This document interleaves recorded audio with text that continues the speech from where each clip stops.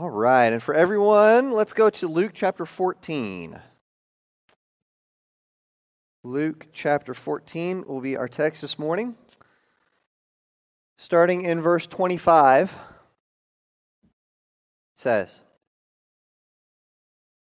"Large crowds were traveling with Jesus, and turning to them he said, 'If anyone comes to me and does not hate father and mother, wife and children, brothers and sisters, yes, even their own life, such a person cannot be my disciple.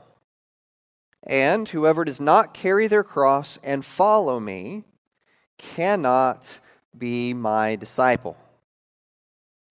All right, it is almost August, and August means it is almost time for fantasy football. Okay. I know many of you are very excited. If you're not excited, you need to reprioritize your life, and that's okay. My wife, if she were here, she would tell you just how much she loves fantasy football season, because fantasy football season is where I will spend 4 hours watching a football game that I don't really care about the game itself. Right? Like, I'll watch two random teams. I could care less about who wins. I'll watch the Chicago Bears, play the Arizona whatevers, okay? And I don't care who wins the game. I don't care what the score is, but I got to watch the game because I got a kicker on one team and a running back on the other team, and I know that they will perform better on television if they are hearing my verbal encouragements from my couch at home, right? That's fantasy football. Okay, but here's the thing about fantasy football. All right, you start and you play the game by ranking all of the players. Okay, the only way to play fantasy football is you say, I think this guy is better than this guy, is better than this guy, is better than this guy. And what a lot of us do is we go to all these expert rankings on places like ESPN, and we say, well, I know better than they do, and we re-rank them according to our own expertise, right? Okay, the way you play the game is you rank people. Okay, in Luke chapter 14, Jesus says, you cannot live your life unless you are ranking all of the aspects of your life. Now, the problem with most of us is that we don't intentionally rank things in our lives. Instead, we just unintentionally go about living our life and don't ever think about the ranking that we are giving to all of the various aspects of life. Okay, but whether you do it intentionally or unintentionally, by the way you live your life, you are laying out all of your priorities in a very clear order, and you can look at your life and tell, here's what's really most important, here's what's next, and here's what's next, and so on down the line. You really want to know how you're ranking things in your life? Okay, look at two things. One, look at your calendar. Where do I spend my time? And two, look at your checkbook. Where do I spend my money? You want to know what's really important to you? Look at how you're spending your resources.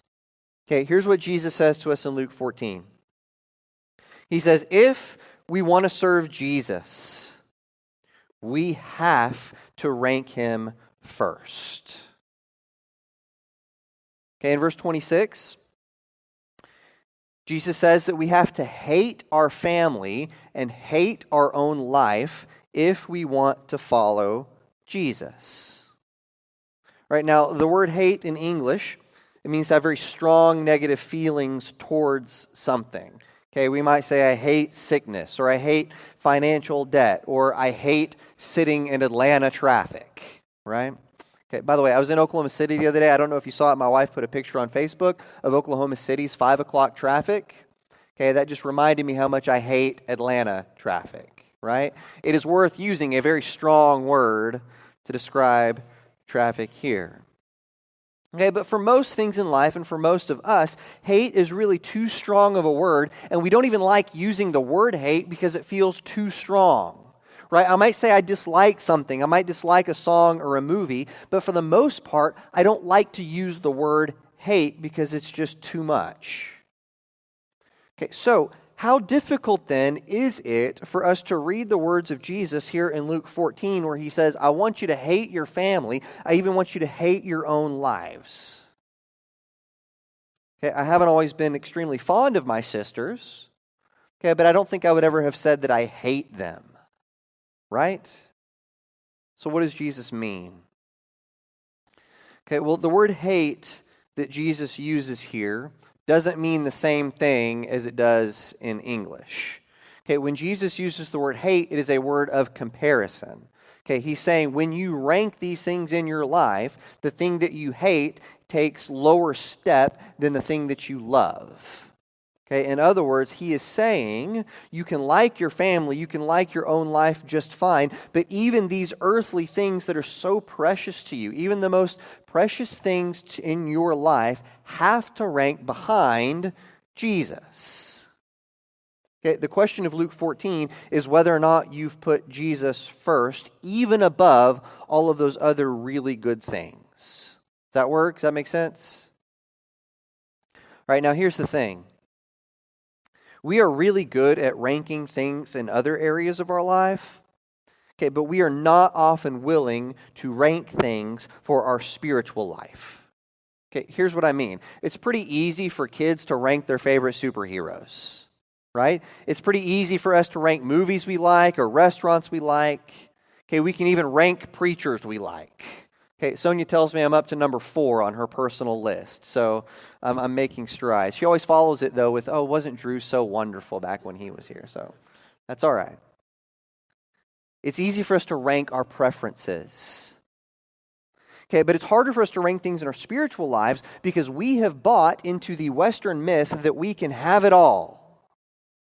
Okay, our culture often tells us you don't have to make sacrifices anywhere. You can have anything and everything that you possibly want. Okay, so here's where I'm at. All right, school is important. Spending time with your family is important. Money is important. Doing well at your job is important. Spending time on your mental and health wellness is important. Okay, being involved in your community, being involved in your neighborhood is important. Okay, sleep is important. Okay, but are we really willing to live the kind of life that can sacrifice any and maybe sometimes all of those things for the sake of following Jesus? Okay, if I look at the way that I'm living my spiritual life, if I look at the way I'm intentionally following Jesus Christ, does it really look like I'm taking up a cross to follow after him? Is my Christianity something that I've just kind of laid over the rest of my life and it's pretty easy and it just supports all the other stuff that I want to do? Or does it actually look like I'm taking up a cross, willing to sacrifice anything else in my life in order to follow Jesus Christ? Okay, if you haven't had to give up anything recently in your life for the sake of your Christianity, then your Christianity is not that valuable to you. Is that fair? All right, notice what he says starting in verse 28. He says, "Suppose one of you wants to build a tower. Won't you first sit down and estimate the cost to see if you have enough money to complete it? For if you lay the foundation and are not able to finish it, everyone who sees it will ridicule you, saying, 'This person began to build and wasn't able to finish.' Or suppose a king is about to go to war against another king. Won't he first sit down and consider whether he is able with 10,000 men to oppose the one coming against him with 20,000? If he is not able, he will send a delegation while the other is still a long way off and ask for terms of peace. In the same way, those of you who do not give up everything you have cannot be my disciples." All right, here's number 2. If we want to serve Jesus, we must count the cost. If we want to serve Jesus, we must count the cost. You know, every year, the USDA puts out a report on how much it costs to raise a child from the time you bring them home from the hospital until they turn 18 and you're legally allowed to kick them out onto the curb. Okay? How much does it cost to raise a child for the average middle-class American family? Okay, for the year of 2017, they figured it costs about $14,000 annually, which is just under $250,000 to get a kid from the hospital to high school graduation. Okay? $14,000 a year. Now, for all of you parents, does that $14,000 a year include all of the costs associated with parenthood? No. Not even close. Okay? It doesn't include the emotional cost of picking up toys at the end of every night. Okay? It doesn't include the cost of saying the same things over and over and over to your children, knowing that they're still not listening. Okay? It doesn't include the cost of potty training or the nights that you spend worrying about them. It doesn't include tutoring them on their homework. It doesn't include the patience that you have to show when they break stuff and drive you absolutely insane. Okay, if you're thinking about having kids, you don't just sit down and say, oh, okay, I think I can afford an extra $14,000 a year to feed and clothe them, so therefore I think I can have kids. Okay, you don't do that. No, you think about what it's going to look like to change the rest of your life by making a decision that will change everything in your life. Okay, the cost of having a child is not $14,000 a year. It is a completely new life. Now, when you decide to have a kid, are there surprises along the way? Any of your kids ever give you some left turns you didn't see coming? Okay? You know, I guarantee you, I never had a clue, especially with Luke, about what we were getting into.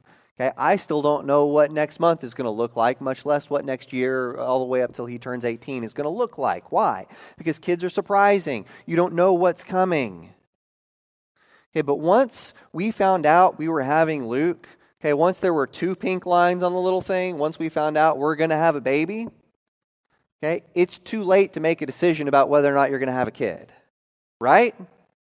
Once you find out, man, I'm going to be a father, that's not when you start thinking, okay, now let's decide whether we want to get into this or not. Okay, once you have that child, you're all in. And it doesn't matter what it costs, it doesn't matter what you have to do, you will make any sacrifice necessary in order to raise your child. Okay, Jesus tells us that the cost of following him is something that we need to consider. Right? Like a builder or a general, we need to decide if we're all in, because just like having a kid, once you start on the discipleship path, there's no going back. Okay, once you commit troops to battle, if you're a general and you say, okay, we're going to attack, and you start attacking the other army and they're in the middle of battle, you can't decide, you know what, this was a bad decision. Maybe we should take a step back and rethink this. No, once you start, you're all in. Okay, once you got a kid, you're all in. Once you start making a building, you're all in. Jesus says, if you decide you are going to be my disciple, once you start on that path, you have to be all in. Are there going to be surprises along the way? Absolutely. But once we start, we have to be fully committed. Notice what he says, verse 33. He says, in the same way, those of you who do not give up everything you have cannot be my disciples. Okay, what does it even mean for us to give up everything? Okay, I think that giving up everything means that there is no area of your life over which Jesus is not Lord. Okay, when I go to work, Jesus is still Lord. When I hang out with my friends after work or school, Jesus is still Lord. When I go to vote, Jesus is Lord. When I decide what I'm going to turn on and watch on TV tonight, Jesus is still Lord. If we want to serve Jesus, we have to count the cost, and we have to decide that in every arena of my life, Jesus is Lord. All right, at this time in our service, we're going to sing a few verses of an invitation song. During the singing of this song, I will be down front. One of our shepherds will be down front.